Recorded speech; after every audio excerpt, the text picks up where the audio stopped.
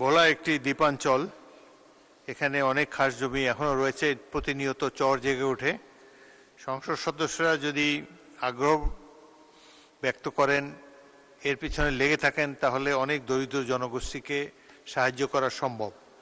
বিএনপির বিগত সরকার 2001 থেকে 2006 সরকারের আমলে আমার নির্বাচনী এলাকায় ভোলা 3-এ 20,000 ভূমিহীন কৃষককে জমি দেওয়া হয়েছিল। বেগম খালেদা জিয়া, মাননীয় প্রধানমন্ত্রী, তিনি নিজেই এর একটা বড় অংশ নিজের হাতে দলিল দিয়েছেন তজিমুদ্দিন স্টেডিয়ামে, এবং এই 20,000 লোক আজীবন উপকৃত হবে। সুতরাং অন্যান্য এই ধরনের যেখানে খাস জমি আছে, অনেক এলাকাতেই আছে, যদি সংসদ সদস্যগণ আগ্রহ প্রকাশ করেন, সরকারের একটি যুগান্তকারী কার্যক্রম হবে ভূমিহীনদের মধ্যে জমি বিতরণ করা। আর আপনি ভোলায় যেতে চেয়েছেন, ইউ আর মোস্ট ওয়েলকাম। ইনশাল্লাহ একটা সঠিক সময়, যদি সময় পারমিট করে, আমিও নিশ্চয়ই যাওয়ার চেষ্টা করব। ধন্যবাদ মাননীয় মন্ত্রী। সাবেক প্রধানমন্ত্রী, আমাদের মাটি মানুষের নেত্রী, প্রধানমন্ত্রী সাবেক, আমাদের মা, যে দৃষ্টান্ত স্থাপন করেছেন, আমাদের প্রত্যাশা থাকলো আপনি সহ উপযুক্ত স্থানে যে মাননীয় সংসদ নেতা, মাননীয় প্রধানমন্ত্রী সহ আমি চেষ্টা করব এই ধরনেরই আরেকটি যুগান্তকারী উদ্যোগ যা ইতিহাসের পাতায় লিপিবদ্ধ থাকে। মাননীয় স্পিকার, আপনি জানেন আমার নির্বাচনী আসন ভোলা 4 চরপেশন মনপুরা। এখানে আপনার নির্বাচনী আসনের পাশেই এই আসনটি। গত 16 বছরের ফেসিবাদী নির্যাতন এবং বঞ্চনার বাহিরে নয় এই অঞ্চল। এখানে সাধারণ মানুষের পাশাপাশি, রাজনৈতিক নেতাকর্মীদের পাশাপাশি ভূমিহীনরা, বিশেষ করে নদী গর্ভে বিলীন হয়ে যাওয়া বাস্তুহারা মানুষগুলো বেড়িবাঁধের পাশে বসবাস করছে।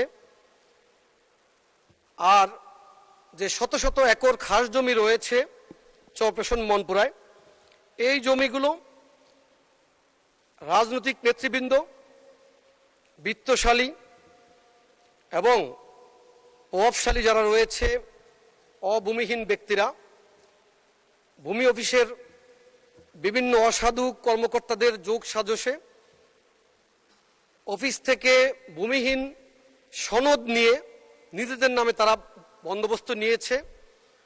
সামান্য কিছু ভূমিহীন কৃষক বা জেলে তারা হয়তো ভূমি পেয়েছে, কিন্তু কেউ কেউ হয়তো তাদের জায়গার দখল নিতে পেরেছে, অনেকেই নিতে পারেনি। আবার যারা নিয়েছে তাদেরকেও উৎখাত করা হয়েছিল। আমার প্রশ্ন হচ্ছে, মাননীয় ভূমিমন্ত্রী, চরপেশন মনপুরায় ভূমিহীনদের মাঝে খাস জমি বিতরণের জন্য ডিজিটাল ডাটাবেস কোনো তালিকার মাধ্যমে এই ভূমিহীনদেরকে ভূমি বিতরণের পরিকল্পনা রয়েছে কিনা আপনার? মাননীয় স্পিকার, আপনাকে ধন্যবাদ। ধন্যবাদ মাননীয় সদস্য। মাননীয় মন্ত্রী। মাননীয় স্পিকার, আমার অত্যন্ত প্রিয় মাননীয় সংসদ সদস্য মোহাম্মদ নুরুল ইসলাম আমাদের খুব আইকন লিডার, যুব সমাজের মধ্যমণি, অনেক প্রতিবাদী ফ্যাসিস্ট স্বৈরাচারী সরকারের সময় সারা দেশব্যাপী জনগণের পক্ষে এসেছিল। আমাদের মাননীয় প্রিয় নেতা, সংসদ নেতার অত্যন্ত স্নেহভাজন, তার অভিযোগটি সম্পূর্ণই সঠিক। আর আমার খুব স্বপ্ন ছিল যে একজন বীর সন্তানের পবিত্র মাটি যাওয়ার, যিনি আমাদের দেশের, আমাদের প্রিয় নেতা শহীদ রাষ্ট্রপতি জিয়াউর রহমানের পর মহান মুক্তিযুদ্ধে সর্বোচ্চ ভূমিকা রেখেছেন। মাননীয় স্পিকার, আপনার বাবা জাতির খুব গৌরবান্বিত নেতা, আমার খুব প্রিয় নেতা, আমাদের এই অঞ্চলের জন্য শেরেবাংলা একে ফজলুল হক। আমার খুব ইচ্ছা আছে সেখানে যাওয়ার। আমি আশা করছি আমার মাননীয় সংসদ সদস্য সহ সেই এলাকায় আপনার সুবিধা মতো সময় যদি হয় ভালো, তাহলে আমি খুব দ্রুত যাব এবং ভূমি মন্ত্রণালয়ের সকল উচ্চপদস্থ মাননীয় ভূমি প্রতিমন্ত্রী আমার অত্যন্ত প্রিয় সহ আমরা সেই এলাকায় যাব, সরেজমিনে দেখে আমরা অবশ্যই কার্যকরী পদক্ষেপ নেব এবং মাননীয় সংসদ সদস্যের যে প্রত্যাশা ভূমিহীনদের মাঝে সব কিছু আমরা ইনশাল্লাহ অত্যন্ত দ্রুতই আমরা ব্যবস্থা গ্রহণ করব। এই ধরনের অবস্থান প্রায় সব সংসদ সদস্যেরই। তাদেরকে আমি অনুরোধ করব যে আমরা আন্দোলন সংগ্রাম করেছি জনগণের আস্থা অর্জনের জন্য। মাননীয় প্রধানমন্ত্রীর নির্দেশ আছে, আপনারা আরও সক্রিয় হন এবং আমাদের কাছে আসেন। আমরা অবশ্যই সমস্ত দুর্নীতি উচ্ছেদ করে একটি স্বচ্ছতা জনগণের মাঝে আমরা উপহার দিতে পারবো। মাননীয় স্পিকার, আপনাকে অনেক অনেক ধন্যবাদ। ধন্যবাদ মাননীয় মন্ত্রী।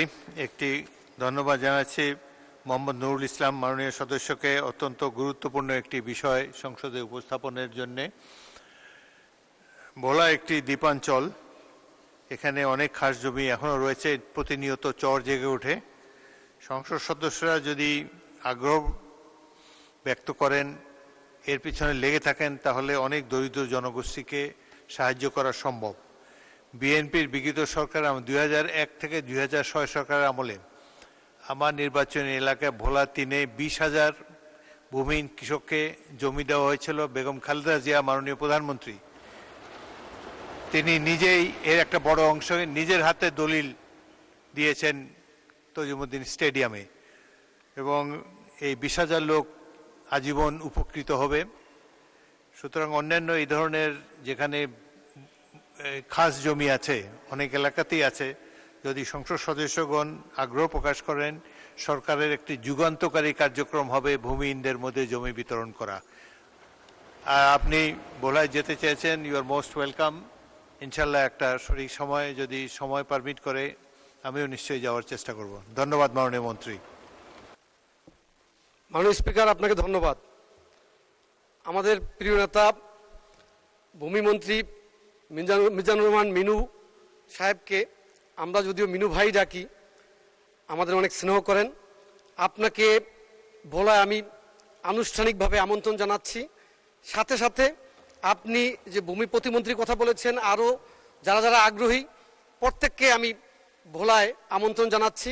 আশা করি মাননীয় স্পিকার সহ আমরা সেই অনুষ্ঠানে যোগদান করতে পারবো ইনশাল্লাহ।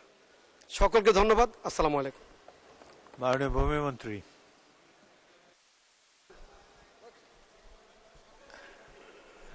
মাননীয় স্পিকার, অনেক অনেক আপনাকে ধন্যবাদ এবং এটা একটা ঐতিহাসিক সময়। আমি জানি সারা দেশের আমাদের নির্বাচিত 350 জন মাননীয় সংসদ সদস্যর এটা হৃদয়ের কথা। আর মাননীয় সাবেক প্রধানমন্ত্রী, আমাদের মাটি মানুষের নেত্রী, প্রধানমন্ত্রী সাবেক, আমাদের মা যে দৃষ্টান্ত স্থাপন করেছেন, আমাদের প্রত্যাশা থাকলো আপনি সহ উপযুক্ত স্থানে যে মাননীয় সংসদ নেতা, মাননীয় প্রধানমন্ত্রী সহ আমি চেষ্টা করব এই ধরনেরই আরেকটি যুগান্তকারী উদ্যোগ যা ইতিহাসের পাতায় লিপিবদ্ধ থাকে।